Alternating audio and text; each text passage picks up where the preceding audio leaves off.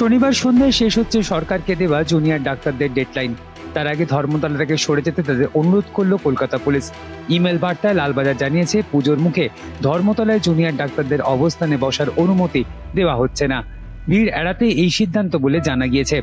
এদিকে শুক্রবার মধ্যরাত থেকে কাজে ফিরেছেন জুনিয়র ডাক্তাররা, যার ফলে আরজি কর মেডিকেল কলেজ হাসপাতাল সহ রাজ্যের প্রতিটি সরকারি হাসপাতালে ফের আগের মতন কাজে গতি এসছে বলে স্বাস্থ্য ভবন সূত্রে জানানো হয়েছে। কেন দেয়া হলো না জুনিয়র ডাক্তারদের অনুমতি?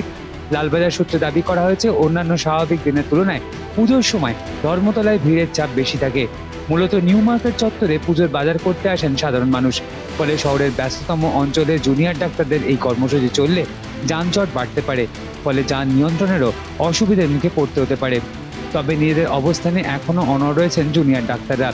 কর্মবিরতি তুলে নিয়ে হাসপাতালে ফিরলেও তাদের দেয়া 10 দফা দাবি মানা না হলে শনিবার সন্ধ্যা থেকেই আমরণ অনশনের হুমকি আগে থেকেই দিয়ে রাখা হয়েছে।